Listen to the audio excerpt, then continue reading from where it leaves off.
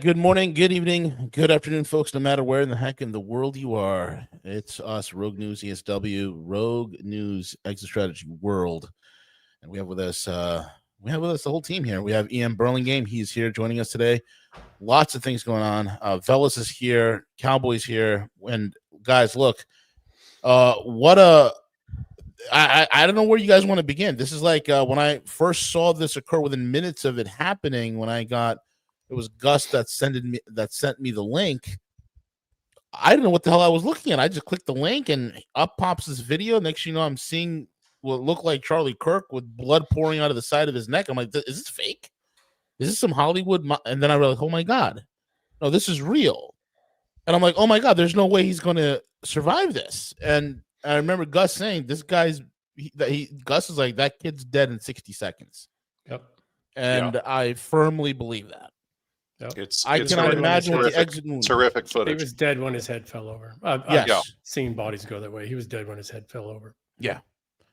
So I think, we've been all four of us guys, we've been witnessing the ratcheting up of the rhetoric, the ratcheting up of the sectarian violence, the ratcheting up of all this drumming up the hornet's nest of racial and cultural and political lines. Any line that could be pulled, they are pulling it all for a reason. And a lot of people are like, oh, this is a left-right thing. Folks, you have to think bigger than left and right. You have to think bigger than it's Democrat versus Republican. This is a bigger issue, a bigger game going on. And that's why I have these guys on tonight to just to extrapolate on all this. I guess, Veles, we'll start with you because I know your time is pressed, but go ahead, Veles, if you want to start, and then we'll go to EM. And quick note, we got Ben Keller join in a few minutes here, too. Oh, perfect, yeah. Wow. Oh, my God, this is like our election coverage. As I said to some folks in the comments section, it's a sad reason why the four of us would find ourselves together on the same program. And I am very honored to have the opportunity to be appearing with EM, as well as Algo and V, as always. I definitely back V's sentiments. This is something that has been brewing for some time.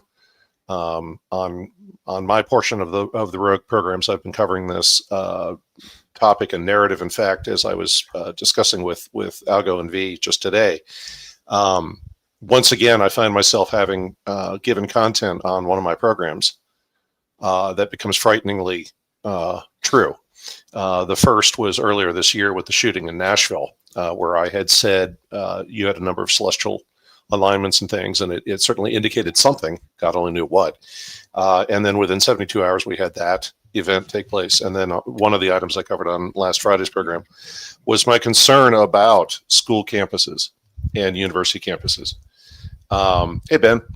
And what do you call it? I had raised that last week. And of course, the other thing that may have been pushed back into today's coverage in the media is we also had a high school shooting in Colorado today outside Denver, in a suburb of Denver. And there's, at current count, somewhere between 3 to 4 injured students who are receiving medical care and so on for that. So, we have a number of date significances between yesterday being, 9th month, 9th day. Today is 9/10, tomorrow's 9/11. We've covered on some other programs that, this is the 24th anniversary of the attacks of 9/11, which is, 2/12s. And for folks that are into that sort of thing, we had a blood moon on Sunday the 7th through Monday the 8th. Will we see more events like this? Very hard to say. Certainly one of the things that leapt off the page to me today was media responses that are just very scripted. Yep. I was speaking with someone recently who was referencing the Woody Allen film Bananas. And for those of you who ever saw that film, there's an opening scene where the media knows there's going to be a coup, and they're there filming the coup in real time. Now that was like comedy in the 70s. Now it's become scripted, and and again, as V said, we've been, for some time now, folks, we've had a lot of media outlets and so on who have been preaching and pushing this ongoing narrative about civil war. Yeah. that conflict is not between liberals and conservatives, regardless of the numbers of people trying to make it that way. This is our usual friends. This is London. This is Davos, potentially even the Saudis and others fighting it out on our soil because we have now achieved both economic sovereignty and political sovereignty, most recently in the last few months. And that's not going to go over well with certain parties. But as always, it's impossible to say where this will take us. Remain vigilant as always. Watch your situational awareness, especially in high-profile cities, high-profile events, schools and universities, as I alluded to last Friday. And as I often say, it's hard to do. We've all been there, but do not react without thinking. Be very cautious at this point about anything you say or do on social media, because that is being heavily monitored. And this is an active effort to manipulate people, and don't fall into that trap. So with that, I'll yield to my colleagues. EM, go for it, brother. And then we'll bring on Ben. So I'm going to articulate that I am very grateful after 25 years of seeing a thing to know that I wasn't insane. Wow. I'm also absolutely horrendously disappointed that I'm not insane. Wow. I meditated in 2000 into 2001 for 10 months in Silicon Valley. I was in fintech. I was building data centers with my own company after the fintech company. And I was in the cocktail parties and the big parties and the social events and the investor meetings and all that kind of stuff. And there was just something that was bothering me. Something that was just, something's not right here. And most everybody was talking about how we were going to use technology to democratize the world, right? That was the phrase we were using. We're going to disintermediate certain things and we were going to democratize things. And we meant it. All of us meant it. But in the late 90s, there was new money coming in. It was coming in from the East Coast. It was coming in from overseas, primarily Europe. And it had different interests and different ideas. And people behind it were different. And they had connections to certain entities and organizations, both here in the US and abroad. And so I meditated for 10 months on why am I sensing something's coming, right? And what was coming was we weren't going to democratize the world. We weren't going to disintermediate. Well, we were going to disintermediate, but we weren't going to democratize the world. What we're going to do is do away with, return on labor economy and replace it with a return on capital economy. And that would mean that there were billions of people that weren't going to have any value in that economy at all. And history shows power elite systems figure out how to get rid of them in great numbers. And I was like, okay, well, what's the options? Well, one is this massive welfare state, which if we all look back 20 years, they were building that out. Yeah. The other option that I set on in 2001 was, let's bring 2 billion people into the capital asset owning class. A lot of the kind of conversations you guys are having, especially you, Ben, right? Conversations you and I have had. But there was a third group, and I wasn't quite invited to those conversations. And that group turns out to be the ones that really had the advantage, the Bill Gates and the others. And their plan was, no, let's get rid of 3 billion, 5 billion, 7 billion people, right? We can let our robots and our technologies handle this. We don't need these people. Well, first off, don't ever let autists rise up in positions of decisions over life and death, right? And don't ever let autists become billionaires. That's probably another. Yes. But, I saw this 20 some odd years ago. I thought we had a couple of generations to turn it around. And then 9/11 happened. I realized, holy shit, it's already happening. We're already moving towards a mass depopulation. Maybe we have some time. And I foolishly, like Don Quixote, tilted at windmills for another 10, 15 years. But it's ultimately what got me into special forces and everything else that's followed. And here we are. It's like, yeah, no, I was right. And that third group that I wasn't quite invited to that little clique in the party and, and that little meeting on Sand Hill Road, well, they've been in control. and they're losing that control. And there's other things, the financial skill chain, everything else we talked about. But do you think a generation of people who were raised on Malthusian belief system that we're overpopulated and that we need to eradicate, their 4/5 of the population or greater are going to give up now that they're at the height of their power and wealth? No. Do you think they're going to give up power because of some elections and that were not stolen and some things that happened in a court? No, they're in it for all the marbles. They're in it for all the marbles that's on the board. All of it. For everything. Yeah. Everything. Yeah. It's a zero-sum game. I saw a movie one time. I can't remember what it was off the top of my head, but it was a great scene in the movie. It was the older guy talking to the younger guy. Younger guy was asking something about transition of power, and the older guy said, yeah, we don't give power away. You have to take it. You have to take it out of our hands with force. And if you can't, you shouldn't have that power, that level of power. And that's the moment we're at. And they're forcing our hand.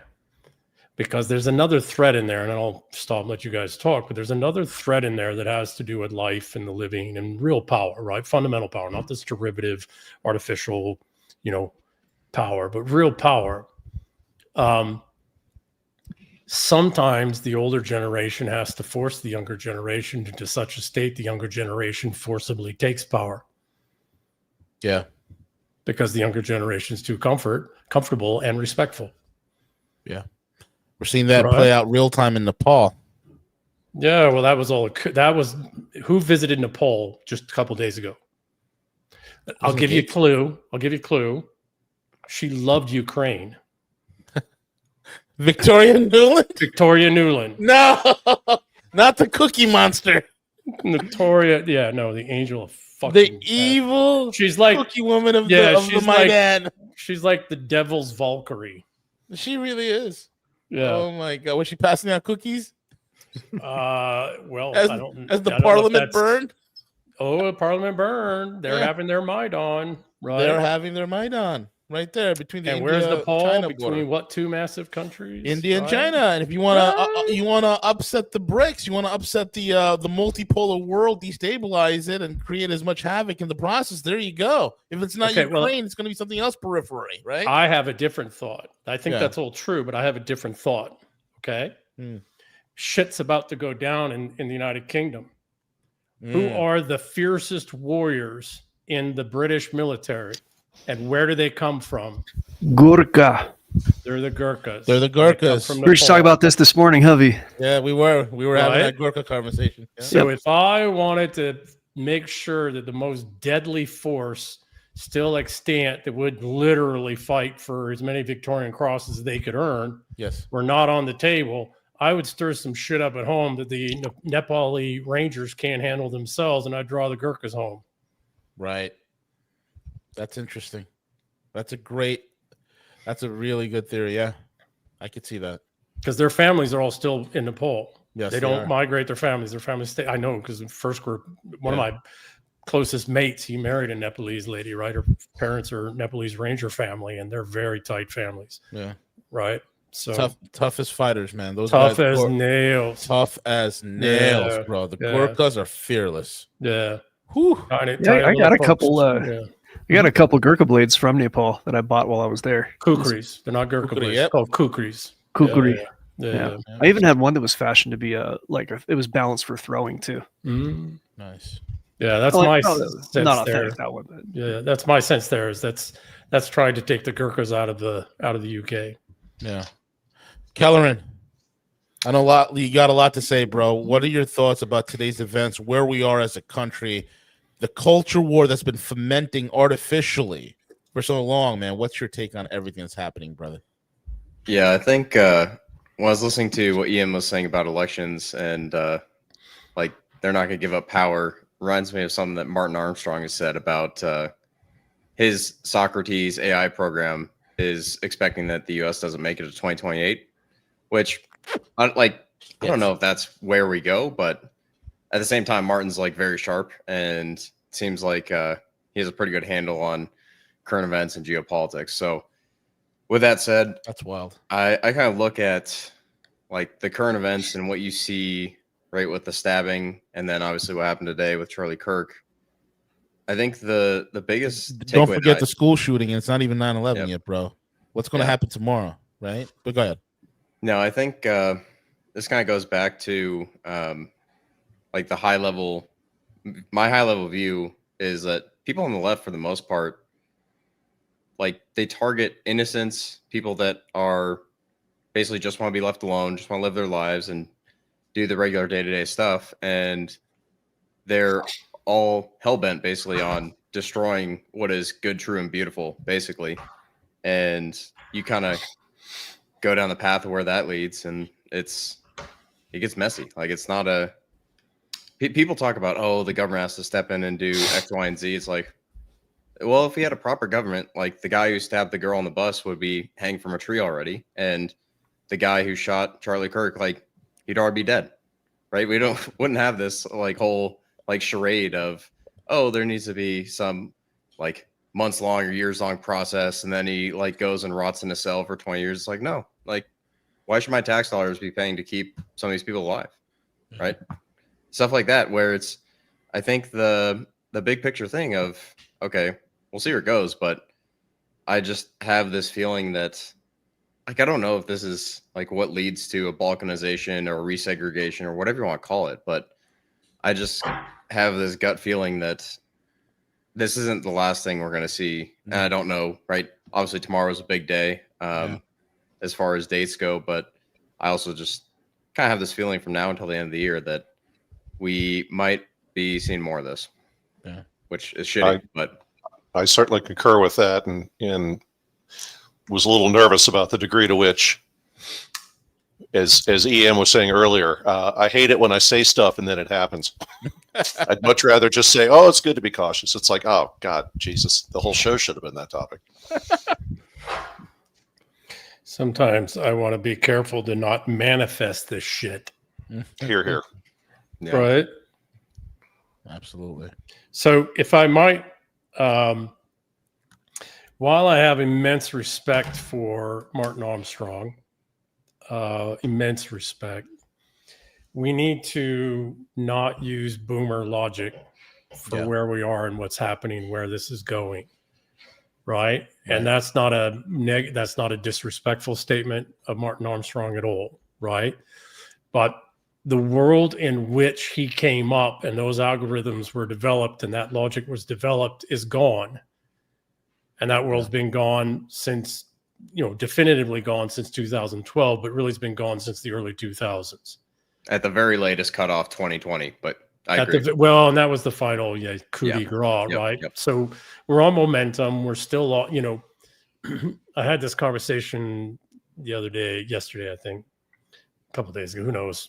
At my age, days all run together. And I don't even have to be an alcoholic.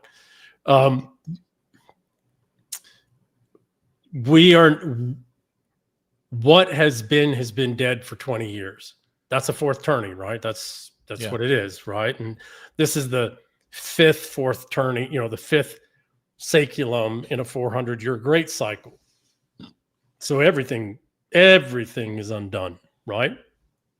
Last time we were in this place, it was the Peace of Westphalia in the English Civil War, right? It was that extensive. And 400 years before that, for us English-speaking peoples, was the Magna Carta. And 400 years before that were the wars to unify England. And 400 years before that was the Romans leaving with the last of the British peoples as legions. And then 400 years before that, the bloody Romans arrived. So there's this thing about us, right? It's five saculums. So we're at the end of this final fifth saculum of a 400-year great cycle, and we're in the crisis phase of it. Got it. So everything that was is broken and gone. We're just patching it up as much as we can to keep it going. What's to emerge yet, we don't know. Yeah. And why we don't know it is because the Charlie Kirk event hadn't happened yet. Yeah. Right? Mm-hmm. The Franz Ferdinand event, although this is again fifth out of five saculums, so it's a bigger event than Franz Ferdinand. That event hadn't happened yet, and there'll be more. It's going to happen more, right? And you're absolutely right. Everything, so I want to put it slightly in this context, and then I'll stop and very much want to. So I believe that the change of the name from Department of Defense to Department of War was a declaration of war by the oligarchs and the elites that the Department of Defense is now at war with the CIA. Mm-hmm. And that the strike of the fast boats was by the DOD was a direct message to, and I don't want to just say the CIA, but the intelligence community, right? The writ large one, MI6, CIA, BDU, et cetera, which are ensconced in Qatar, that we are now at war, and you try to flood us with weapons, drugs, manpower, whatever it is, we're just going to use the DOD and war powers to destroy all of that. So that was one message. The other message is, what country got struck yesterday? Qatar. Yeah. All under the guise of Hamas, of course, because that's the ready argument. But what was that? That was a message of, yeah, we know where you are. We know where you're holed up. We know you're in Qatar, and we will hit you there. So I think, and then today I think is the others, and I think the stabbing on the bus and the shooting to Charlie Kirk today is the counter to those. And the school shooting. And the school shooting, it's like, okay, you're going to use the Department of Defense against us. We're going to use assassinations, and we're going to use dirty war in your own country. Well, here's the thing. They would not have changed the name to Department of War and launched the war that started with the Kennedys against the intelligence agencies if they didn't know that there was going to be some ugly stuff and we were going to take losses. Like Charlie Kirk. And, Qatar, I think there's a pretty heavy London Corp kind of backing behind that. Well, it all is created. Qatar is a created, made up monarchy and country, right? Yeah. Right. And it's been the Devil's Legion's headquarters in, for all the terrorists and all the horrible shit. 99.9% of funding for Hamas comes out of Qatar, right? Mm-hmm. Qatar's head leadership were all housed in Qatar, Hamas's leadership. So Qatar has been that, when you are about to collapse a great people and depopulate them, you got to move your intelligence operation headquarters, and you got to move your financial headquarters. The financialist headquarters are in UAE. All of the terrorist and in paramilitary and intel capabilities are out of Qatar.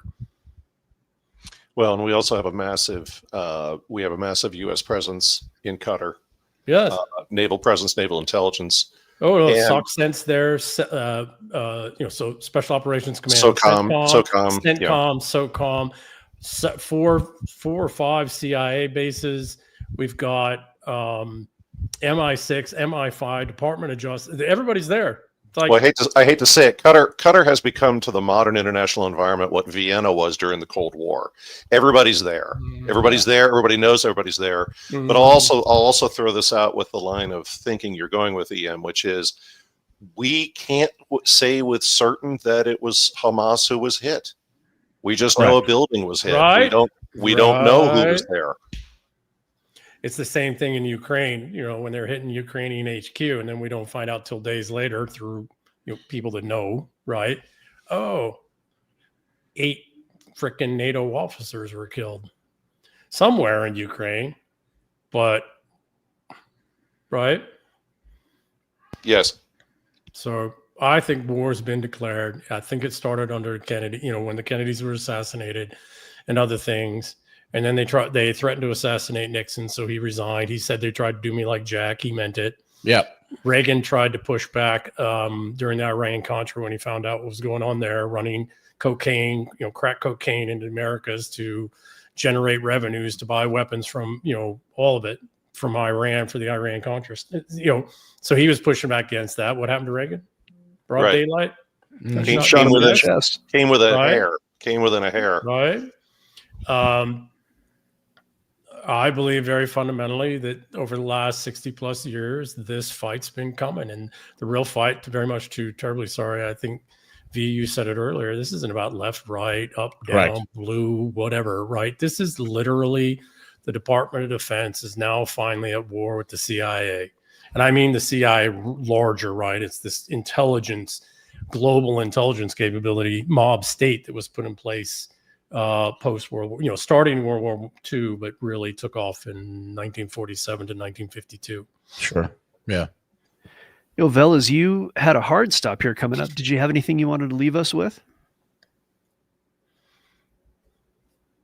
I'll be here in the wings. I'll be here in the wings for a little bit, but I don't think I've got anything further. But thanks, No Algo. problem. There's some rumors that were circulating before this whole Charlie Kirk thing from constituents that are close to him, stating something that he might have upset the government of Israel. Whether that's true or not is irrelevant. I think the bigger point is there's a lot of misinfo, disinfo, misdirection that is occurring right now. There's a lot of people that are in disarray, and I think it's a time for people to be calm and level-headed, and we've got to let the rhetoric and this noise die down. With that. Yeah, totally. Don't make any decisions, folks, without being absolutely certain. It's the post I made earlier today, right? We got to do what we got to do, even if it means we got to kill a bunch of people, but don't hate. Because hate's how, who you hate is how you shape and develop yourself, and you are owned by that. And if you don't hate and don't allow, you can be cold and ruthless and kill as many people as you need to kill. But as long as you don't get into a place of hate, you're not allowing yourself to be dictated by somebody else where and go. And, you're not under the control of somebody else. Yeah. And we can't fall into hate here. Why did they kill Charlie Kirk specifically? And I put this up earlier as well. They knew what they were doing. He's the moderate. Yeah. He was the moderate. He was the moderate voice. He was just trying to show people how to think for themselves. That was it. Never calling for violence. Never calling for no. He was just logically arguing with, discussing with people, never rising to the bait. He was the moderate voice. Well, if you look historically, even go back to the American Revolution, etc., who do you kill? If you want bloodbath, and you want to get people into wrath, and what did they do before with the killing of the beautiful young Ukrainian girl, and all the stuff that's coming about, all the blacks on whites and everything else? What are they doing? They are triggering disgust. Yes, they're building disgust, because disgust is hate, right? On just the slight turn from disgust is hate. Correct. And then they own you, and then they set you loose. That's how they killed 5 million to 7 million young German men. Yeah. And then they come. Go ahead. Yeah, this is. Also remember, just the night before, we had Greta Thunberg's boat that was bombed from the air, was by some sort of drone attack. Never happened. Never happened. No, who is the world going to go to war for some ugly? No, not at all. But if it is to create a rhetoric, a narrative, right? Because immediately when that happened, they were like, "Oh, Israel hit Greta's boat with a drone." That was the immediate thing coming out. Yeah. So it's, again, there's a lot of events that are occurring, staged, managed, and also real events like this Kirk assassination. Yeah. So at that point, it's all for creating that narrative. Yeah, it's all for no. So I had this conversation with Halsey English and this Jewish community here in a space a little bit ago, right? A couple of weeks ago. Yeah, of course they're going to bring out the whipping boy card. Yep. That's what the whole Israel Gaza thing was about, right? You get everybody focused on the Jews, annoys the hell out of me, right? But the Jews, and then nobody's paying attention to what your own people are doing in your own freaking community. Hear, hear. Right? It's not that there isn't bad Jews. Hell yeah. Here's the thing, though. I talked, there's a concept, Jew-hating Jews. It's a real thing. Yeah, it is. You talk to real Jews that are real Jews and they're from old families, etc. They're like, yeah, that guy's not a Jew. Yeah. Right? Right. That's not even a Jewish family. Yeah. Right?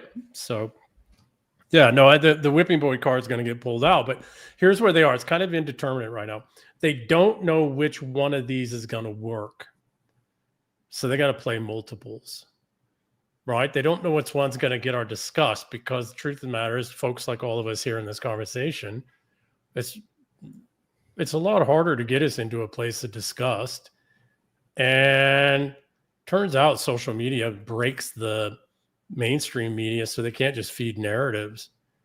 And so they don't know what, they're going to try on all fronts to get us to a place of disgust and hate. And then once one actually connects, then they're going to push, right? Yeah. Right.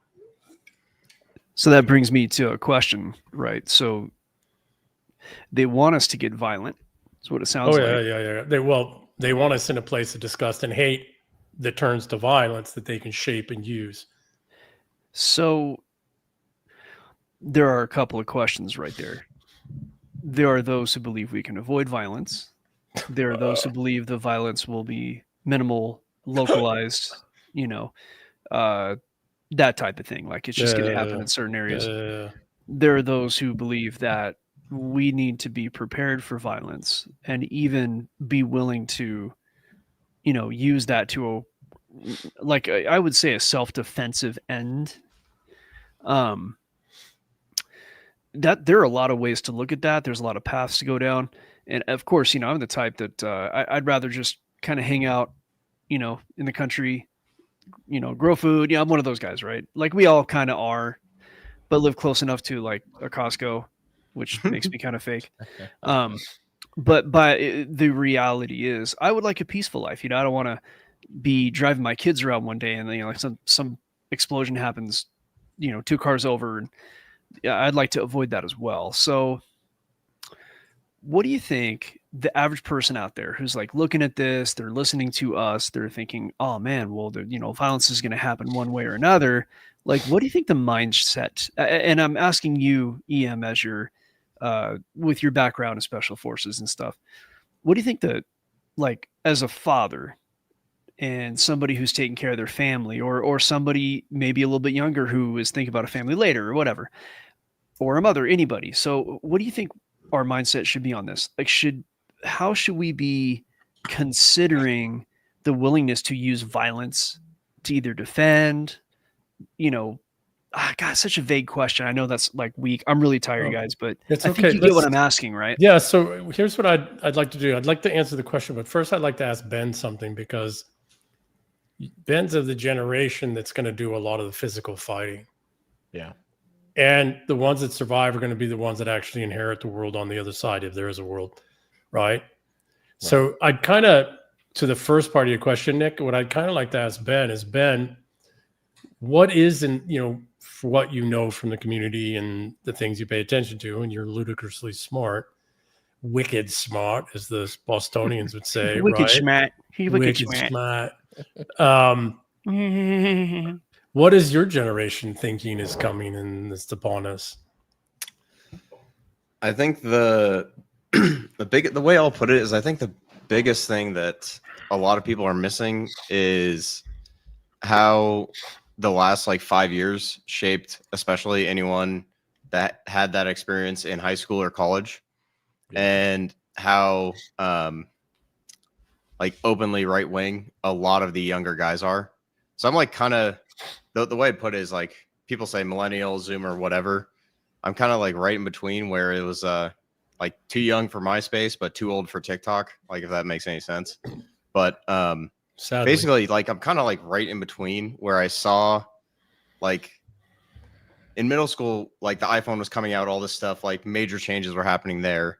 And then as I got into high school, college, my last year of college was in 2020. And so I saw what happened when the world just stopped, right? Your classes are all of a sudden going to all remote. And luckily all my classes were a joke at that time. But I still don't have the graduation diploma from graduating UW. So that experience from anyone from college, down through high school, I think basically looked at it and it's okay, well, this is the world the way it is now. Then I'm going to make sure things are different whenever we start to gain power and influence. And I think the biggest thing that people miss is not the changing worldview, but I think it's how early younger guys have started to figure this stuff out and how fast the learning curve is. Where I think social media is a double-edged sword, right? There's a lot of doom scrolling, a lot of shit you can see, a lot of shit that you don't want to see. But at the same time, it accelerates certain narratives going around, certain videos that go viral. I mean, you see it today with what happened to Charlie Kirk. You see it with the stabbing. All these different things, right? They build and they feed on itself to where in 5 or 10 years, however long it takes, right? Mainstream media is going to be toast, right? It's all going to be through these other media forums, whether it's Twitter. I think it's mostly Twitter. But you kind of see where this is all going to lead. And when you have what I think is basically the cream of the crop of guys under 30, guys under 35, guys under 40, really. Yeah. And they're pretty much like openly right wing and openly going against like the narratives that we were taught to embrace and taught to like, oh, everyone's equal. Oh, men and women should have equal rights. Like all these things are going to go away. And I think it's going to change a lot faster than people think. And I can't remember who was saying this, but they were talking about what happens when, right, things get bad enough. Eventually, he basically was saying when it gets rough enough, the only demographic that's going to matter in the U.S. is basically the young white men. And that's basically it. That's what he's pointing out. And I tend to agree. I think people are going to be surprised at how quickly things are going to change in the next 5 or 10 years. So, all right. So, you guys are familiar with Rudyard at What If Alt Hist? Rudyard at What If? No. What If Alt Hist? He's a young kid. He started his YouTube channel when he was like 13, right? During the COVID thing. He's 18, 19, 20 or something now, right? Maybe he started a couple years before COVID. Anyways, he's brilliant young guy. He does these What If Alt Hist videos. And he's talked about the incel revolution. It's coming. It's already underway. There's another guy, Steph Boyd, Uber Boyo out of Ireland, another young guy, roughly same age, young, early 20s, brilliant guy. He had a YouTube channel, was doing, videos, really digging into philosophy and psychology, etc. Brilliant kid. Both of these brilliant kids. Early 20s, they're both firmly believe that a revolution is coming. It's coming from the 20-year-olds and the teenagers. Yeah. They got nothing else to lose. Yeah, they've made life impossible for the younger Yeah. generation. They can't afford a home. They can't afford to buy a fucking car. They can't afford to put food on the table. They can't afford to have a family. They can't afford to get married. They can't afford to own anything. They have nothing to lose. Doesn't matter how much. Have. Sorry. It doesn't matter how much they self-enslave in every form or fashion. They're still bad guys. Correct, 100%. And then all you have is an octogenarian ruling class that's been siphoning the wealth with certain private equity interests. Yes, and it's leaving nothing for them. So it's and not just private equity. It's not just private equity. It's Social Security. It's Medicare. It's Medicaid. It's all the bullshit, right? It's basically this funnel, and you see where the government is spending money. It's like, you're fucking kidding me. Well, actually, you don't. Functional. You don't see where it's spending all of it, because there is, if you take a look at plus trillion missing. I think it's a lot more than that, but there's 20 plus trillion missing that we know about, and we have no idea where it went. Well, none.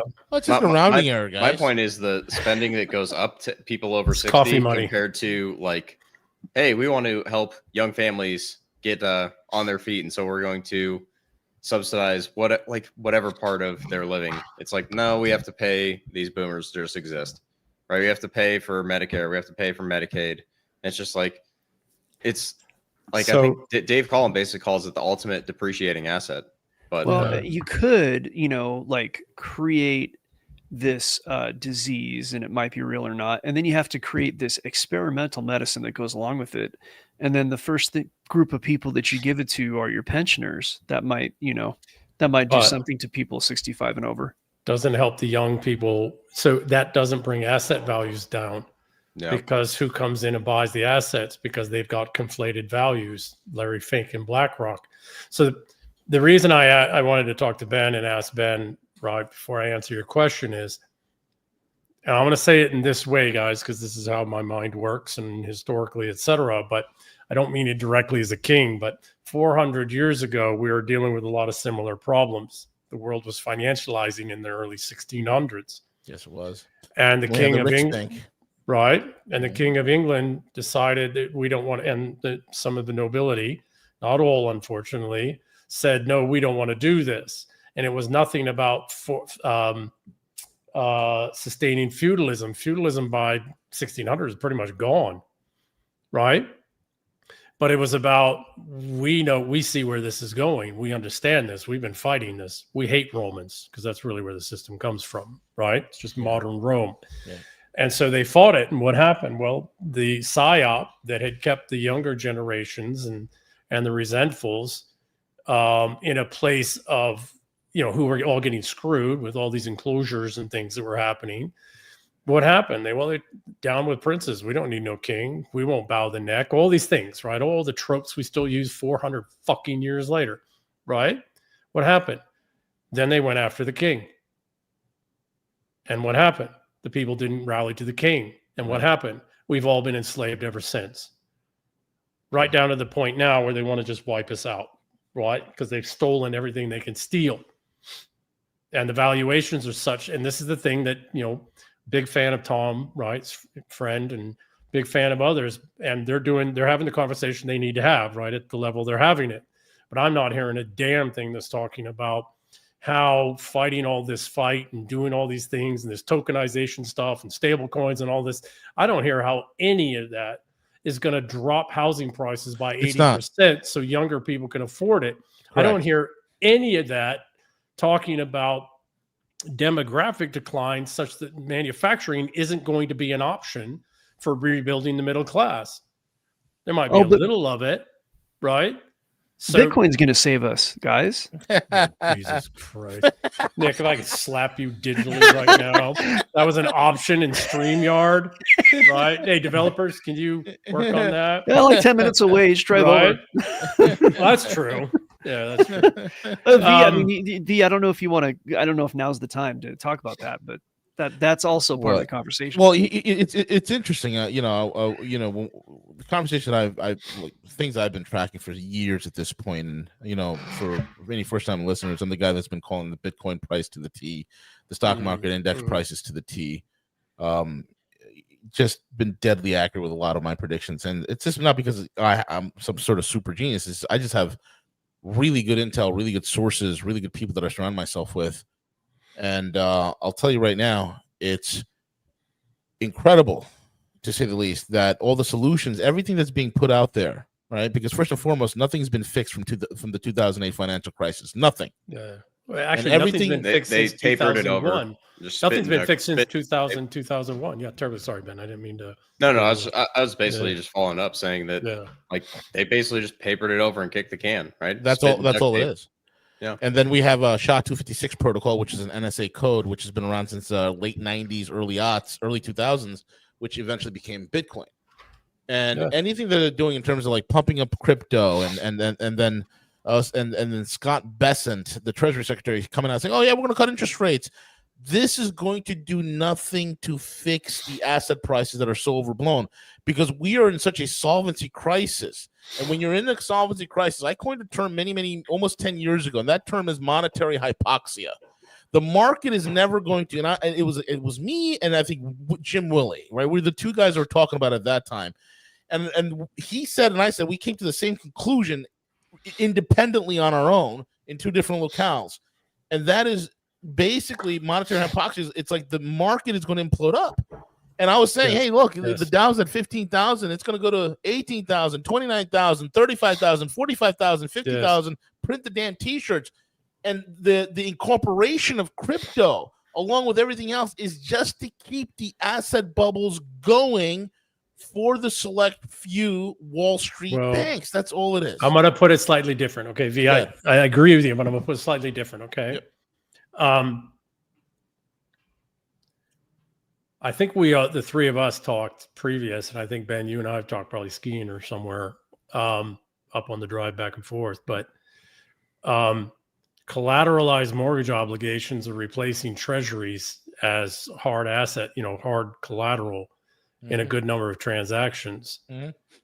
And so you kind of need real estate asset values to remain high so that Yeah. collateral is of sufficiency. Bingo. Right? Yeah. Now, why are they doing all the conflation and keeping all this up? Because the largest pool of wealth, real or artificial, and 80% of it's artificial, but it's still on the books wealth. The largest pool of wealth ever created in the boomer generation is ready for transition. Yeah. The problem, and you've got all these boomers and all these social obligations to them. And you've got to, so while I believe personally that if we kept on the trajectory of the 50s and 60s, not done the fiat, cleaned our house back in the late 1960s, done an 18 to 36 month hard reset, we would have been good. Valuations would have increased at a more modest, that 4.5 to whatever % rate, right? But that's not what happened. We decided, let me rephrase. Had we not allowed the changing of rules and allowed the parasitism to slip into the financialist system, and we started, or the financial system, and we started to financialize everything. If we had not allowed that to happen, I think we'd be in an okay place right now. But what's happened since the late 1960s, really 1971, when it took off, is so much. For all the conflations happened, there has been a steady growth that's legitimate. Mm-hmm. But most all that steady growth, if you look at BlackRock and the private equity funds, et cetera, most of the legitimate growth was siphoned off into these parasites. Yep. And so unfortunately now they have this large cohort that's still politically powerful, the boomers and the very last of the silents and some of us older Xers.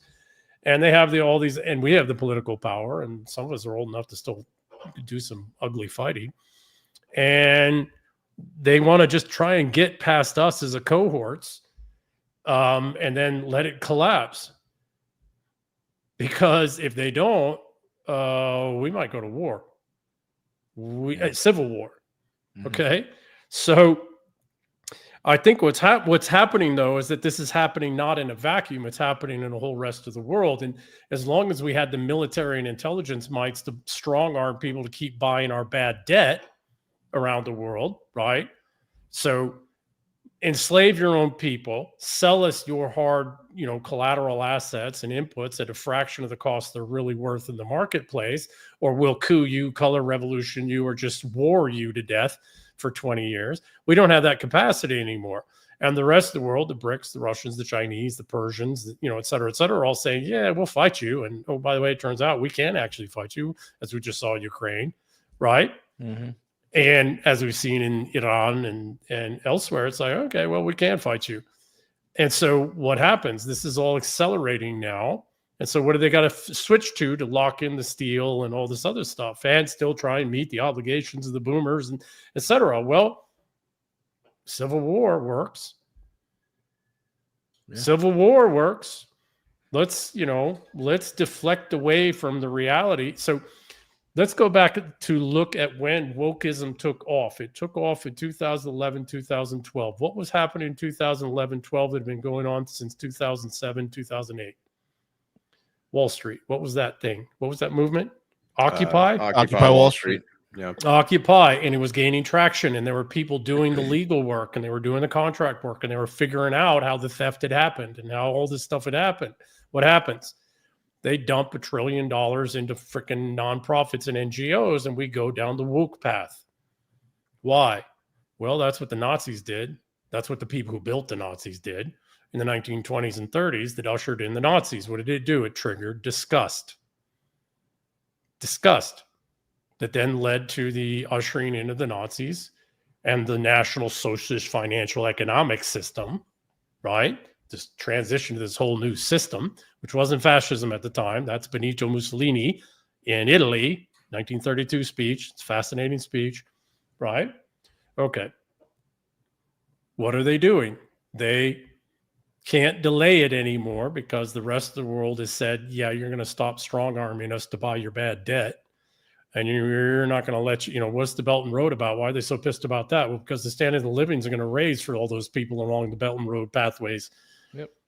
you can't enslave them anymore. And so now you're going to have to sell your base inputs at a higher price to us. Well, we can't afford that. Right? Yeah. And so it's all accelerating. So what do they got left? What they got left is a repeat of Nazi Germany. What they got to do? They got to drive you into a place of disgust.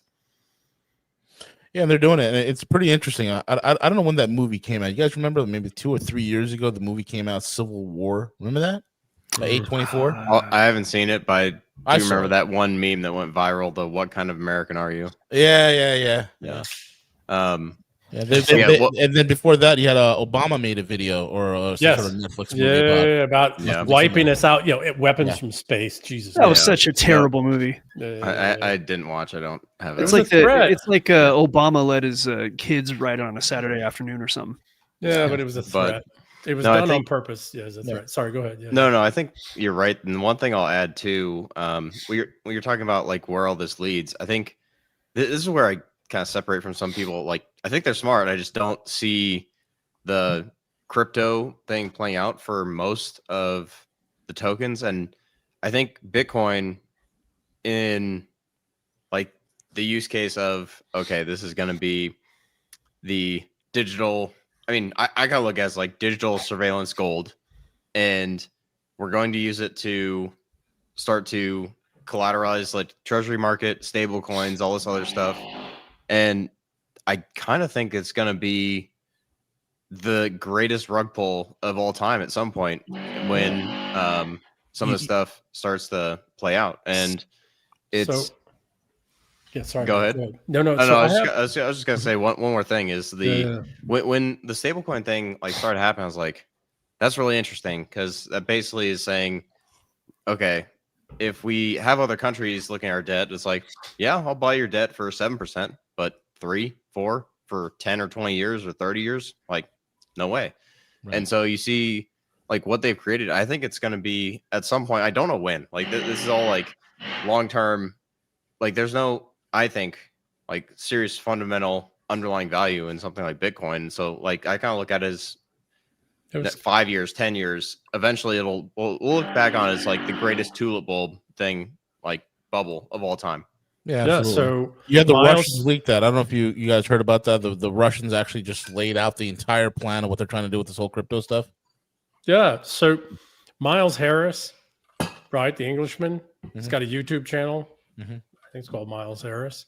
He's laying this stuff out brilliantly about how tokens and tokenization, et cetera. I have a friend of mine, a guy I respect a lot. He's got a registered bank and crypto exchange in Malta.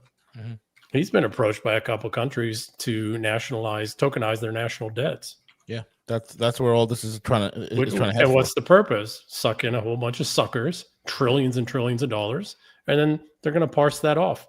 Yeah, it's still there. The asset's still there. They're valued at that. But if you want to convert it to the current, currency that we're using or financial system that we're using, they won't do currency. They'll keep the same currency, but it'll be two different They'll just financial transaction systems. It'll be, it's 10,000 to 1 or 100,000 to 1 or 1,000,000 to 1.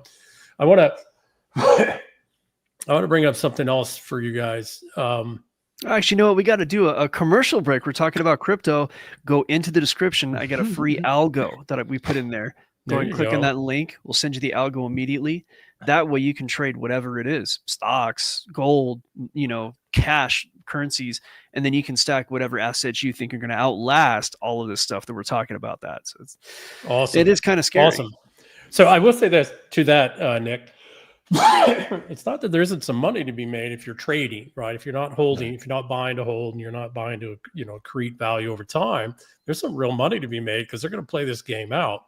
And that game's going to be moving tens of trillions of dollars, right? Yeah. I don't know if you guys have been looking here recently, but the Treasury has been doing a whole lot of buys of the long end of the debt. Yes, it's normally, and this is some key thing here. So yield curve control is something that is being done by places like, Japan, Europe, when economies are so far printed into inflation and stagflation and they don't mean anything. Reality. They have to do that. They have to do what you're talking about, yield curve control. But our country can say we're not doing it because our central bank is not.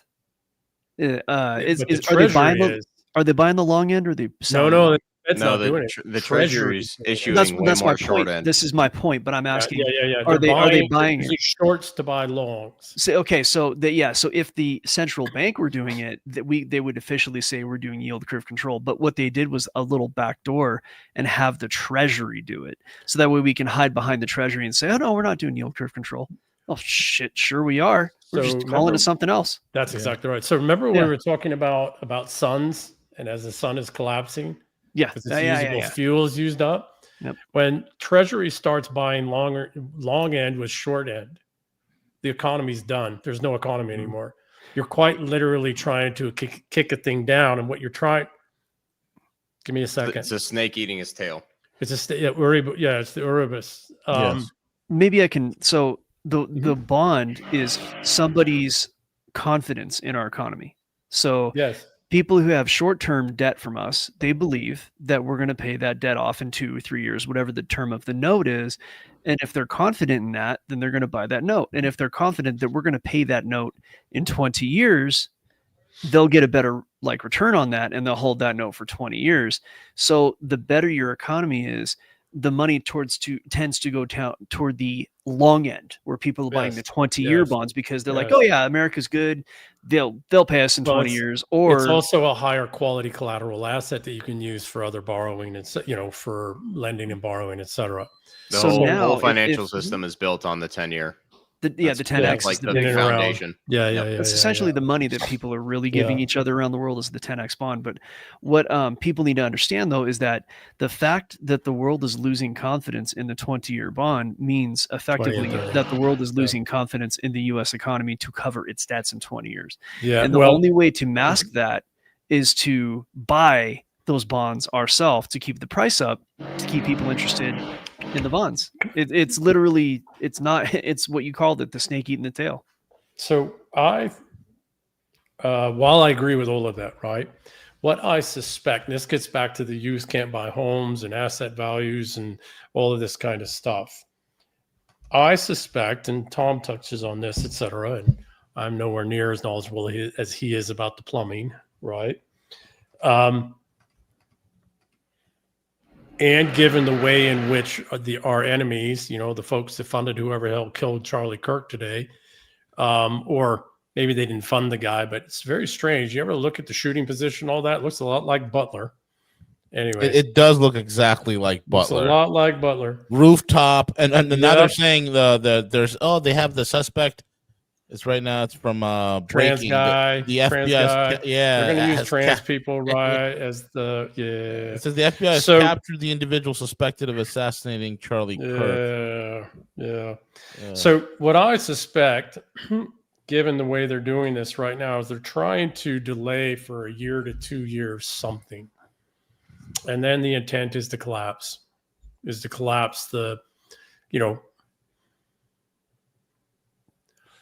how do you, if people have 20, 30-year bonds and they're major bond holders, so forgive me, I'm kind of thinking this out as we're talking, right? Yeah. So if I'm long end of the curve and I want those people to still have trust in the entity, but I know I got to collapse the system, what I might do is I might rig the system, through stock buybacks in the corporate world. I might do it through these, bond buybacks, et cetera, where I might entice people to come and convert their long-term to short-term, that I can play under this manipulation stuff I'm doing. And what I'm doing is I'm knowing that in a 2-3 year, whenever I can't do this anymore, I'm going to collapse the system.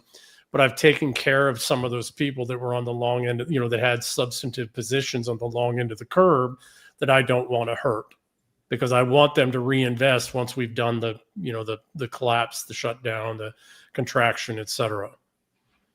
It's what if I was playing this long game and I knew that there's no way around, I could try the tokenization, all that other manipulation, et cetera. It's just going to buy me time.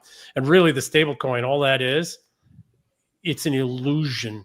Yeah, that's all it is. It's an illusion. It's the government buying from the government. It's a straight up illusion. It's prostitution with more steps.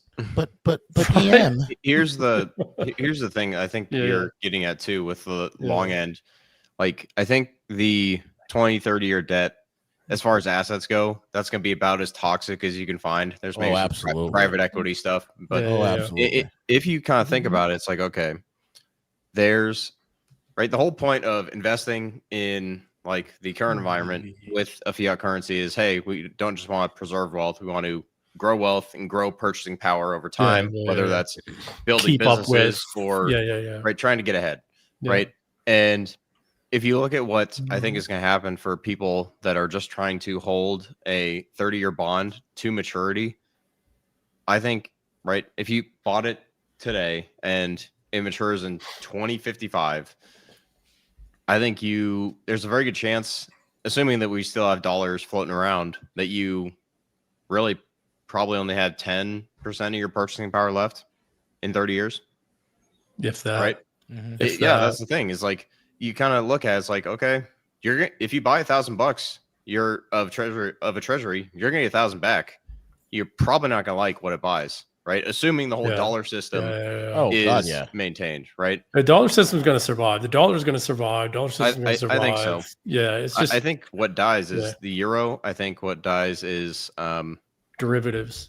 I think we lose probably 90% of the derivative space. I think there's a place for certain things. But should we be trading volatility as an asset? Should you be able to, like, should we do an energy futures? Should we do Enron and everything? Here's the thing with energy. If you're actually trading the physical good, I have no problem with like futures markets. When it turns turns into the instrumentation, the paper market for oil is 50 times larger than the actual amount of oil that gets traded. It needs to be for delivery, is what you're saying. Or if not for delivery, all the speculative, the dollar system is going to survive. It's going to get re-engineered completely. We are moving away greatly in order for us to survive the next game. There's a reason why, all of a sudden the Department of War said, "Oh, we're going to refocus our contained China policy," and now we're looking at Venezuela. We're looking at the Caribbean. We're looking at all Latin America, our own backyard. Right? We're going back to we're going to be a regional power, and a regional power is where we're going to be. We're going to be where we will be at. Number one, and number two, the dollar system is going to change. We're moving away from the speculative type of economy, and we're getting away from the fire economy. We're getting into a production-based economy, and that's where we're going to head. So this is the only thing that's going to help us to survive in this emerging multipolar world where we will be a power amongst other great powers. We're not the big boy on the block anymore, and then which we never were. Exactly, it was all artificial. Yes. Right. So I want to touch on something what you just said. Right. Okay. Mm-hmm. And I want to bring this back to Charlie Kirk because this is really what the discussion is about. Okay. And these are all important things because they're all tied in, right? But it's like Shannon information theory, right? There's a lot of signal in the noise. Why was Charlie Kirk killed today? Right. And first off, all respect to his wife and his young children. That's genuinely. Terrible. Yeah. Right. Genuinely. I know that they will have a lot of love because he was very loved. So, but that still doesn't ever replace the loss of father, right? And he was a good father and a good man. And the crazy thing is, I've never followed Charlie Kirk. I've never, it's not my generation, right? I've only seen a couple little snippets of things he's done, but I've always had respect. But I do recognize him as a father. All the other stuff aside. And two young children and a lovely lady have lost, a husband and a father. And so I want to respect that. And he was also a great man. So love him or hate him, he's still a great man. But I want to bring it back. The intelligence community, the mob state is the parasite. It's the violent parasite. It's the Praetorians. And I believe that what's happening and what led to the assassination of Charlie Kirk today as the moderating voice for young men is that the what was set in motion in the 1960s assassinations of the Kennedys and now is coming to fruition is the Department of War is now at war with the intelligence community, the not just American, but the British, the German, the French, the et cetera. It's why they're all freaking out. That's why they're et cetera. So that's one, to remove the knives in the throats of all the elites and I know quite literally that there isn't a single billionaire family in the United States whose security doesn't have direct connections to the CIA. I know this directly, personally, right? So you remove the Praetorian threat, you let the high net worth individuals who are very good business people unleash on the economy and figure out and solve a lot of these problems. You remove the bloated, I don't think they're going to take down BlackRock, which is owned by State Street and Vanguard. So we got to be careful. Everybody looks at BlackRock. That's why they created it. But who really owns it? State Street and Vanguard. Mm-hmm. Okay. I don't think we're going to take them down yet, because even though they're Praetorian, mob state assets, because they do hold the retirements for the vast number of boomers and older Xers, right? And millennials that were able to build retirements, et cetera. So I believe that the dollar is going back to some form. So again, I think Tom talks to this again way better than I do. What's the audience? He's talking about Tom Luongo. Tom Luongo, yeah. And who's the guy at Eurodollar University? Jeff Snyder. Jeff Snyder, very smart guy. I don't totally agree with a lot of where he goes, but his mechanics stuff is always solid, right? So I think we're going to the China model, which is actually the original American model. People go, they're communist. No, their not. Model is actually the American model before it is financialized. It is the modular. It is the modular, right? 1776 model. Yeah, Shocker. Exactly what it Shocker. is. I bet. Right. So when EM is done, I don't want to stop EM's like flow here, but explain about the China's model. Capital cannot rise above the government. Like that's but the government also can't dictate capital, right? Exactly. So it's a market economy. It's a market economy. Okay. So very good. So give me a second. Go ahead. EM, do you think? I just want to finish real quick, and then I do want to hear. Although, guys, I hate to admit, I got an old bladder and it's an old day. So I'm going to pause for 2 minutes. You guys continue. Yeah. I do believe we're going back to a real currency. Correct. Both internally and externally. I do believe that actually where we're going to go on the external currency is less about currency and more about assets, right? Mm-hmm. Commodities, right? Because that's what we used to do, right? Yep. There wasn't really an exchange. And then more fundamentally, however, what I believe we're doing is we are going back to actual capitalism, not mercantilism and not financialism, but actual capitalism, where we allow the market to determine pricing. Yes. Okay. And that's both in the internal and external currency. And that's the move to SOFR from LIBOR allows for intra-United States currency pricing, right? Yep. So the dollar can be valued through a market mechanism within the United States, and then there's an external market pricing through Forex for the external dollar, right? So with that, gentlemen, I'm going to go to the bathroom real fast, and then V, if you could take and articulate how the China system is actually the original American system till the late 1800s. Yeah, exactly. Yeah. All right, give me a second. They're communists. What are you talking about? Yeah, they're absolute communists. It was better tricoms. A lot of the early guys that were in the movement within the Chinese Communist Party, they modeled the economic model after 1776. I mean, this is the writings that Sun Yat-sen, a couple other guys whose names are coming again. It's late in the day for me as well, who were very monumental in having a modular system. A modular system of real checks and balances where banksters go to jail, where capital never rises above government and government keeps capital in check and vice versa. There's this harmony there, right? And that is the original model that a lot of the founding fathers here in the United States have espoused since the beginning, that has been subverted by the City of London Corporation, by the Rothschild bankers, well, with the advent, with the multiple attempted, advents of central banks, with the multiple, attempts that they have tried to create a central banking system, a financialized speculative system here, that eventually in 1913 on Christmas Eve, they succeeded with the creation of the Federal Reserve. But prior to that, the entire model that the Chinese are like, you know what, let's figure out a way to, figure this out. And then and they were never allowed to really proliferate and to grow because of, at that time, the world was divided between, the free world versus communism. So they fell under that umbrella. And so they had a very long and slow gestation period up until the time they were allowed to get into the WTO.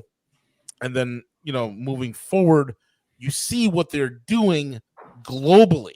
That's our system. That system that you're seeing that's revolutionizing Africa, that system that you're seeing where 850 million people were brought out of abject extreme poverty and having poverty eliminated, that's our system. That's the American system. And our system is not the Roman system. It's not the English. It's not the system that the banksters were trying to sell us. That's the American system. That's what we've lost. That's what we've lost. And if we could educate the people to be like, hey, look, guys, this is what we need to do. There was a time where if I was creating a corporation, I say this many times in many shows, corporations had a civic responsibility. They had a contract with the communities that they were opening up their business headquarters in or their factory in. They also had a civic duty to build a school, a hospital, roads, this, that, and the other. And that's how the United States prospered and grew to be a great economic powerhouse. And it's incredible. Socialism, and it wasn't socialism. Exactly correct. Yeah, exactly right. It's the American system. It's a unique financial system, which, by the way, is the English system before the late 1600s when that was all hijacked. Right? Yep. What happened? People need to understand. That's why I go back to the book I wrote, Our English Civilization. We're a civilizational people that have gone through all this stuff for over 1,000 years, almost 2,000 years. Right. And so the reason I say that is that our ancestors have been iterating through all of these conflicts and all these different attempts and ideas and concepts for over almost 2,000 years. They've seen it all. They've tried it all. And what did they settle on? They settled on something that worked so well, it had a hostile takeover. Yeah. And this gets back to Charlie Kirk and the young men. What they're trying to do right now, again, is a hostile takeover. They need to kill off the young men in a rage of a conflagration so that they can flood our country with foreigners and contractually occupy the assets that they've, by contract in all these complicated ways, purchased. Yep, correct. Right? But if it's all about keeping the land. It's all about keeping. It's the land. It has always been the land. The land is the base collateral asset. So, and because I have at least a long break or a hard stop, one of the two. It depends on how long you guys keep going. But this is where I think a flow state. I don't know when this is going to end, but this might go. Yeah, I'm good with that. I just might have to come back. So the question is, now that you're talking about land, and it's the question I was really not asking very well earlier. Okay, relating it to Charlie Kirk. Yep. And any other kind of violence that we see. Yep. So all these events are obviously there to push people in one direction or another. It's related to violence. And I'm trying to... It's all related to young men. Let's keep it very simple. Yeah. It's all related to young men because the young men and some of the older men like my generation, et cetera, know how to fight and lead, et cetera. But it's about the men who will stand and fight for the land so that you can't physically come take possession of the land. Because in contract law, 9/10 of the law, people think this is like, that's no, it's literal. 9/10 of the law in contract law is physical possession. Correct. And so it's like Napoleonic law too. Well, it is, but again, we're common law, but it's contract law, and the contract law came out of Venice, and it really goes back to Rome, etc. So, they have to take physical possession. So. They could have done some sophisticated, complex transactional deals that transfers the title and deed to the United States to some super organization or whatever, right? Who cares? Or they can tokenize the hell out of it and et cetera. But There's that one ancient saying, over 2,000 years old, Malone Labe, come and take them. They Yeah. weren't talking about their weapons. What were the Spartans saying when they said Malone Labe? It was not come and take our weapon. No. Come and take our lands. Right. So these events that we have to watch out for, this is where I'm trying to get at. Obviously, we may have to do violence, this and that and the other, all different levels. Who can predict it? What's the best way to keep our head on a swivel, not just for violence and safety, but mentally able to process these events for what they probably really are versus what we're being pushed towards? Like, okay, how would you define that? Yeah, so great question. Let me get the first point. Let me get the first point right here. Yeah. First point and simplest point is like the 24 to 72 hour rule on any of these events. It's like if you give a couple days for these things to circulate, you'll have a much more objective view. Even if you're still pissed, like, and your chemistry will guess half light down. My guess is we'll still be pissed in 2 days about Charlie Kirk, but you'll get more information, all this other stuff. But that was the point I wanted to get in. So that was going to slow burn. No, I totally agree with that. Let's go back.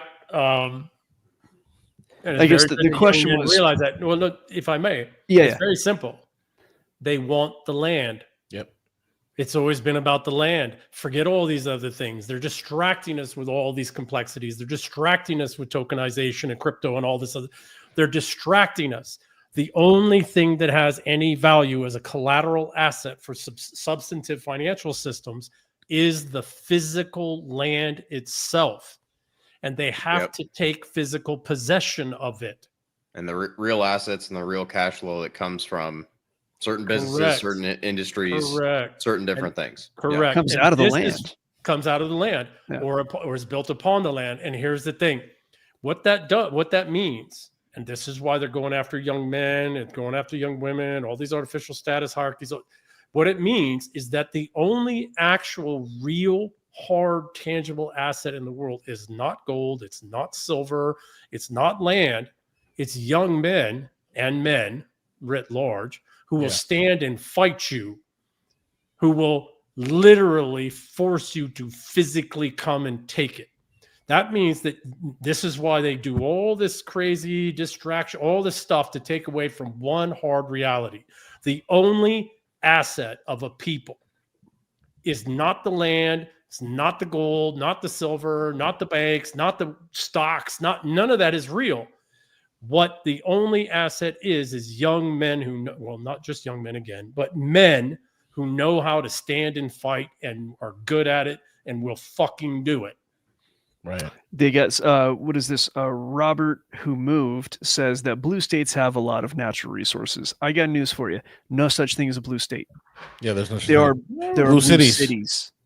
Yeah, there are blue cities, and when this shit hits the fan, the only people claiming that land are going to be red people. It's all going to be Trump country. Look at New York. New York is held hijacked. It's held hostage by Manhattan. Yes. It's held hostage by Albany. It's two cities. It's Manhattan, Albany, and I think Syracuse. Yeah. The vast majority of that entire state, one of the wealthiest states in the country, is red. Same thing goes for Cali. Yeah, and the one thing I'll add too is most cities, they have roughly 3 days of food supply in like the supply chains. Oh yeah, right. And everyone's 3 days of ammo. Oh, sorry. Go ahead. Everyone has like it's what nine. You miss 9 meals, and everyone's losing their minds. So it's basically within a week, all these cities are in complete chaos. Here's what I would say, though. I want to be careful. It's a great statement, Ben, but I want to be very careful. If you look historically, when you look at all advanced civilizations, the cities have vastly more physical power, and they tend to overwhelm the rural communities. Right. And we need to be very careful to not think that, well, we're out here in the rural communities and we're going to kick their No. New York City has that 3 days. They can sacrifice 4 million people to go out and forage for food. How many of the farmers in the Hudson Valley or in upstate New York are going to be able to fend off that many? Right. So we need to be very careful historically, again, going all the way back before Rome. In these types of conflict times, the rural areas get overrun. overrun. This is why I laugh at the billionaires that buy these estates in Wyoming, et cetera. It's like, first off, you're probably not even going to be able to get there, right? Second off, if you do get there, your head of security owns it, not you, and he probably doesn't like you because you're a dick, right?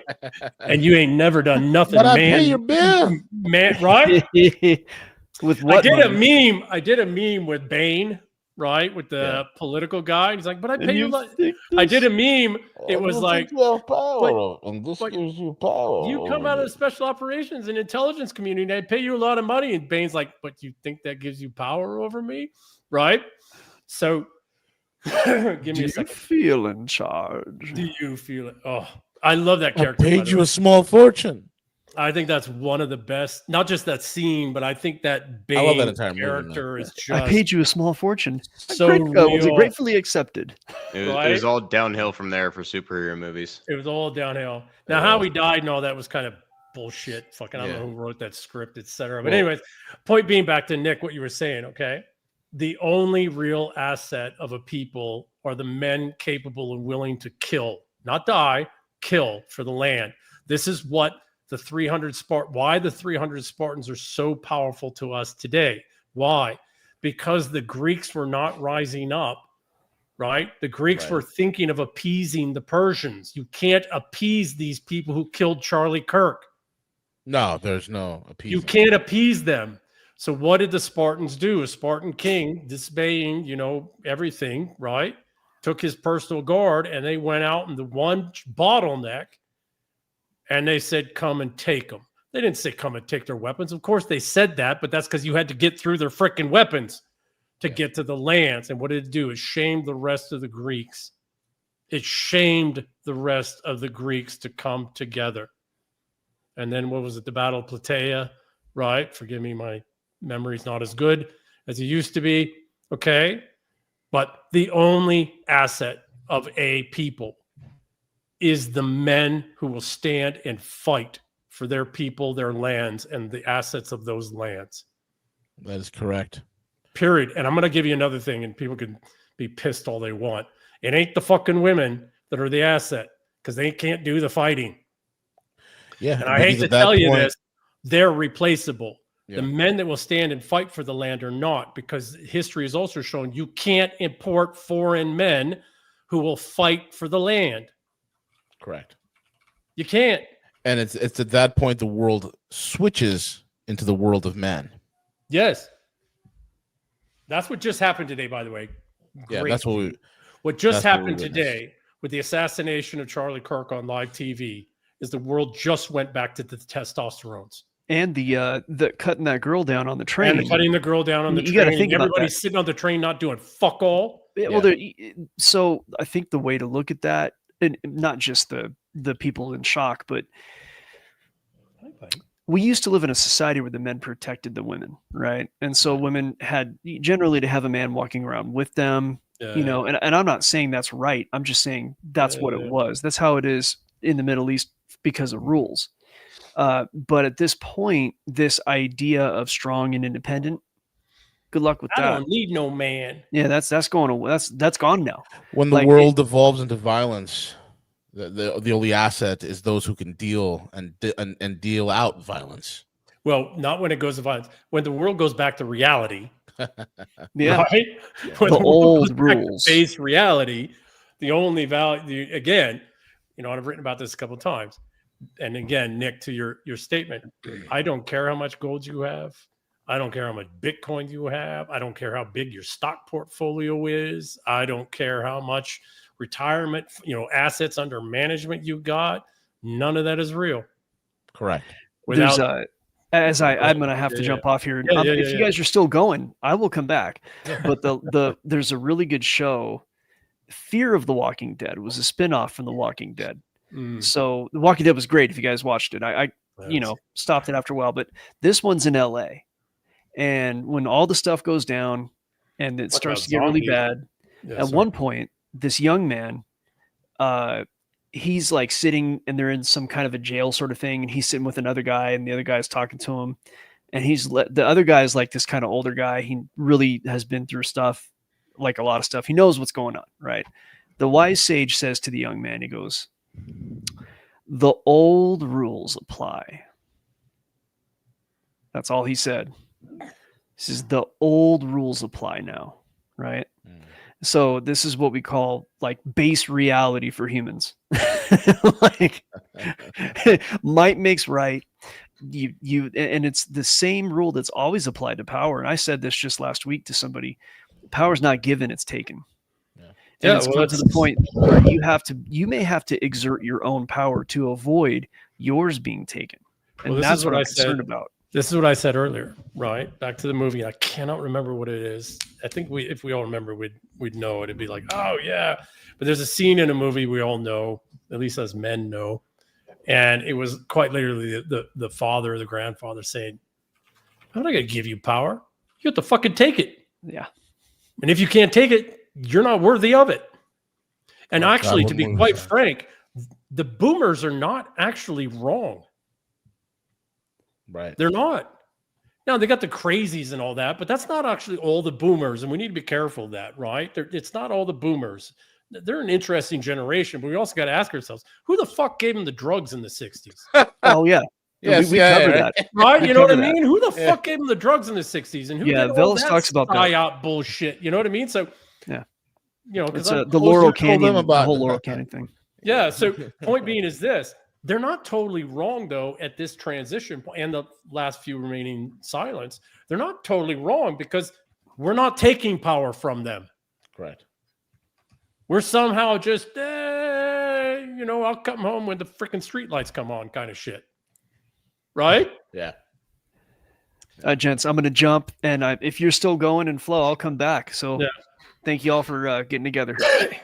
Yeah, I probably have to hop here pretty soon, too. But I think at the end of the day, looking at like all these different things going on and seeing where we are, I just look at it as there's going to be a lot of changes coming in the next 3 to 5 years, but really the next decade that are going to be quick and it's going to be slowly and all at once. I think is basically how it's going to go. And it's going to be financial. It's going to be cultural. It's going to be political. I think you basically look at all the phases of life. I think that's basically what's going to change. So how exactly? I think I still think we eventually get to a Caesar figure. I think there's going to be the autocrat. One guy who comes in is like, yeah, this is none of this shit works anymore. And like, I can fix it. I hope we can get a Lee Kuan Yew or a Putin or somebody like that. You know, that'd be great. So I probably got to get here too as well. Yeah, we'll close up. We'll close up. But let me, Ben, carrying on what you were articulating, and then V, it's your channel, and maybe we close out with your thoughts. But everything always, what happened today is now everything accelerates. Yes. Right? Yep. Everything accelerates. So I've been saying this for a couple of years. A lot of things I've been writing over the years, I've known people weren't going to get till some years later after all of this stuff. And they look back and go, oh, yeah, okay, well, I understand. You know what I mean? I've been saying for several years that when you are in these great transitions, the enemy does not want to move first because they don't want to be blamed for everything. And they don't want you to move against them and, crush them, etc. But they can't afford to move second. And so what happened today with Charlie Kirk is they moved first. Yeah. And now everything accelerates. All right. Okay. To the Red Caesar thing. We don't, and to the, the uncertainty thing, we don't know exactly how this is going to go now. No, we don't. We don't, right? We're in that in-between phase in a complex compositional, thermodynamic equilibrium systems. Right. We're going from one thermodynamic equilibrium system to another, and we're in the in-between indeterminate phase where we don't know exactly where it's going to go. Why? Because all the violent thermobaric reactions have to happen now. Mm-hmm. And we can't predict that exactly because there's too many dependencies and externalities and internalities that we don't know about, etc. Okay. What we can say, though, is that everything accelerates now. Okay. Yeah. Getting to a red Caesar, it is quite possible. Do we get to a Putin or a Xi? I don't think so. Right. And the reason is that we are way past where Russia was in the late 90s, and we're way past where China was in the 2000s when they went and elevated their red, not quite a red Caesar, but a Caesar-like figure. Mm-hmm. Okay, we're way past that. We are also riddled right through with tens of millions of people that roughly in the United States, probably closer to 100 million people that are not us and don't come from our society and civilization. And therefore just, even if they're not actively engaged, they're a diluting force, right? A diluting element. And so Barnacles. they're barnacles. Yeah. They're parasites and the countries they come from, well, easily 20%. Nobody knows what the hell that country is anyways. Correct. Okay. And then the other 80%, maybe 50% of them will self-remigrate if their countries will let them, but the others won't. And that's tens of millions of people we're going to have to actually literally kill. And do we have the stomach for it? Because we haven't had the stomach for this kind of action since about the 12th century. 13th century. Yeah, I don't think anybody has that stomach, man. I think Back we do. to I'm going to disagree. I think we do. Yeah. But what comes out on the other side, back then to what you said and V, what you were saying about et cetera, Putin and Xi, I think we do have the stomach for it. Mm-hmm. Yeah. Guys like me and guys I've talked to and guys I know, and not just in America, but Australia, New Zealand, Canada, Western Canada, United Kingdom, Ireland. We still got it, right? It's just this whole liberal democracy system is probably not going to survive it, right? I mean, when you got to war when you war game that out, right? You go to the 30,000 and the 50,000, right? We are intertwined global. The Pinochet heights. Where you just throw them out without a throw them out of the helicopter. All right, yeah. Beautiful. That's a beautiful thing. And then throw them into Gus would always say, let's just throw them into volcanoes from a helicopter. I'm all for that. Yeah. Bill Gates first. But no, he gets hung, drawn, and quartered. When pay-per-view. I mean, maybe it could happen. I mean, look, we've been through where the Chinese went through their revolution. Tens of millions are wiped. The Russians have done the same thing, so on and so forth. The question is, in modern day humanity, we think we've cleansed ourselves from such things, right? And because we're a globally intricate country, right? Yeah. We're a globally and economically integrated country, right? Yeah. What will that look like to the other nations of the world if we descend into such chaos? That's number one. And number two, the question becomes: do we become a chaos-like like basket case with nukes? And that's problematic for a lot of other larger world powers that are out there. They're like, yeah, this could get a little crazy, a little out of hand. Okay. I don't know what the solution is, right? Because sometimes it's that whole Occam's razor thing where it's just the easiest explanation is the most obvious explanation, which is okay, fine. We remove these 30 plus million that are just here, that never were, that were gotten here illegally, been here for God knows how long, 80, right? 80 to 100. 80 to 100. God, yeah. So if either you can go about and legally remove them or violent, what would that do? Their countries won't take them back. This is the thing that we're not thinking about. It's like, okay, we're going to remigrate them. Their countries don't want them back. And then we get into the same, human, I think where human rights crisis, et cetera, because we send them back and they get shot at their own borders or whatever. It's. I will say this though, the Abrego guy, hilarious. I love the trolling of the current government. Who's Abrego? Garcia Abrego, that was sent to El Salvador, and there was the case that went. Oh yeah. You know where they're sending him? Where? Africa somewhere. Lesotho. South Africa, the little country Lesotho in South Africa. No, because that's his hilarious. attorneys hadn't put that on the list of all the countries he was in danger at, so they're sending him to Lesotho. Like, okay, That's you ever been to freaking hilarious. Lesotho? No, It's a right? monarchy, and it's a tiny little monarchy, but it's a pretty interesting country. Wow, Right? wow. I actually have respect for it, by the way. It's the only, I think it's the only independent state within South Africa's borders, Interesting. right? But it's a monarchy, Wow. and he's probably not going to do so well there. Yeah. Those Shocking. Yeah. are Zulus. Those are Zulus. That's He ain't it. fucking Zulu, No. Yeah. right?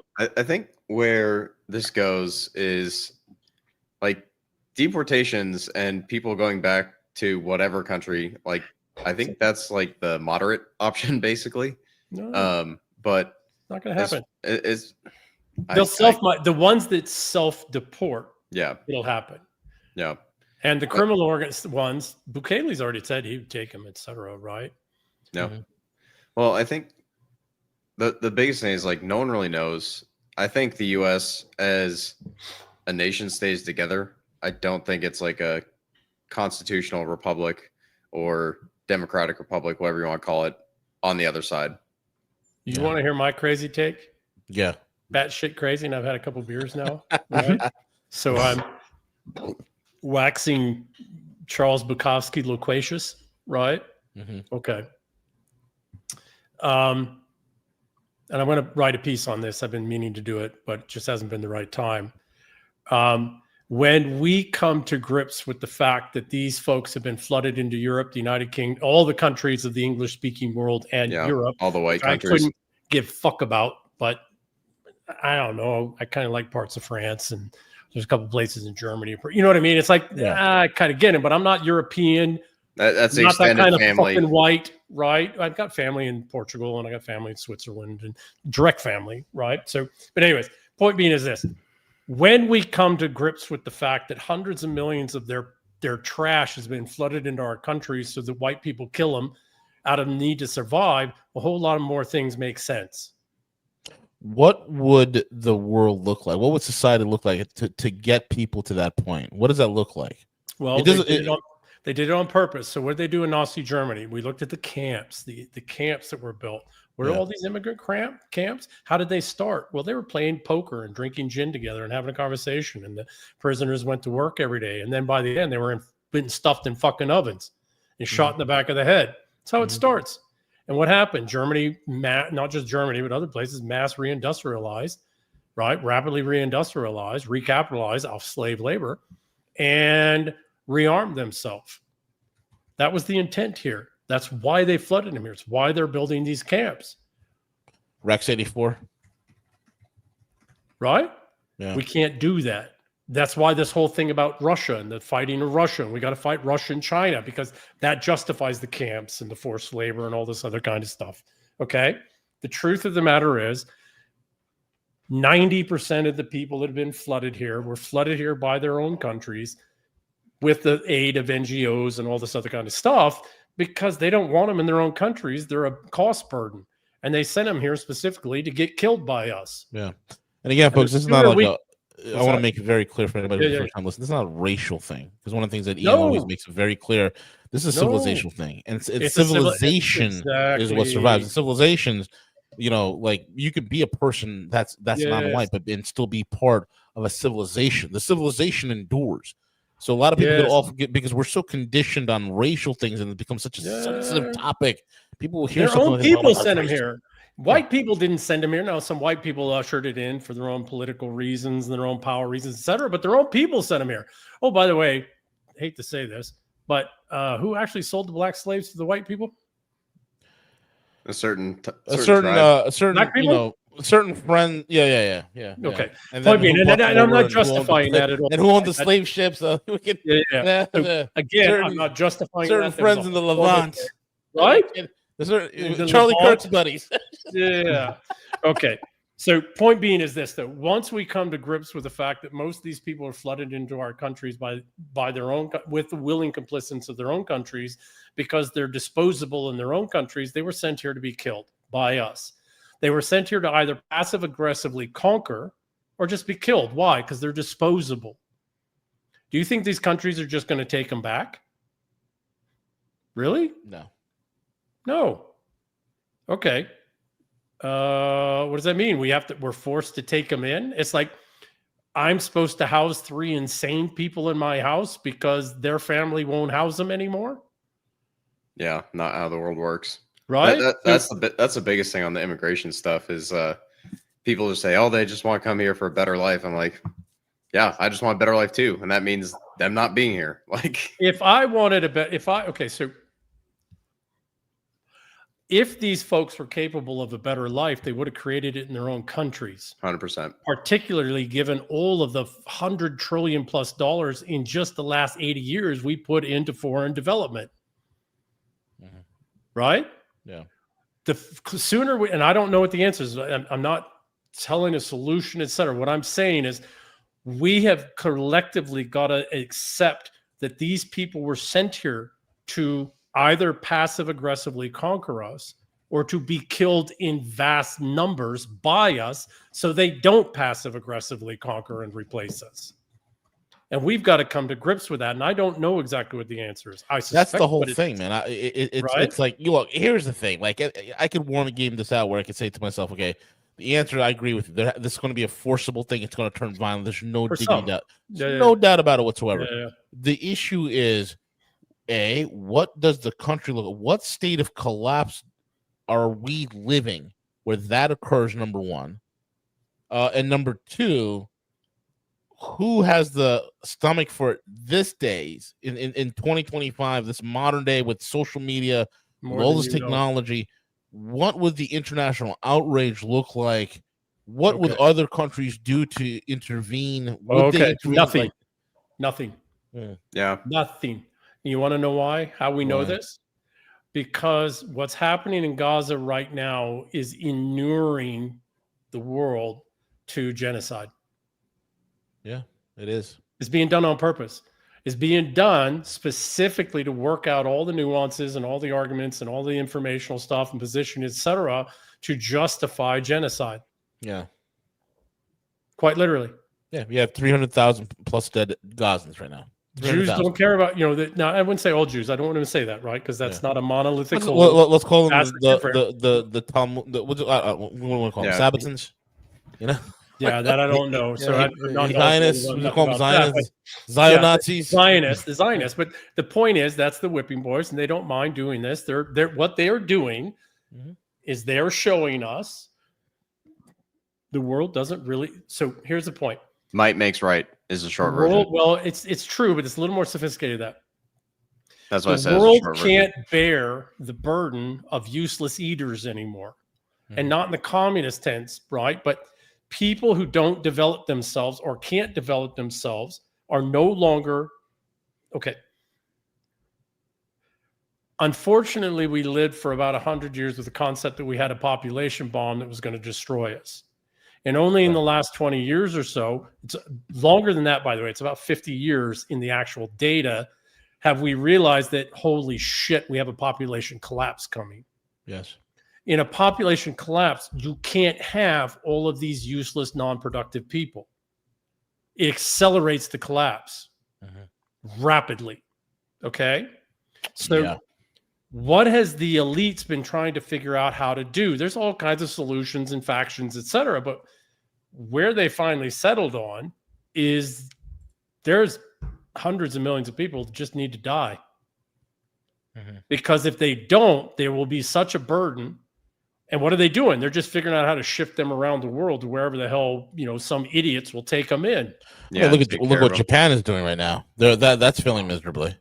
Yeah, that's the biggest thing is like, I do have to hop here all right, man. pretty quick. But Ben, thank you for being on. What I'll say is like it's the lines like, you don't have to go home, but you can't stay here, right?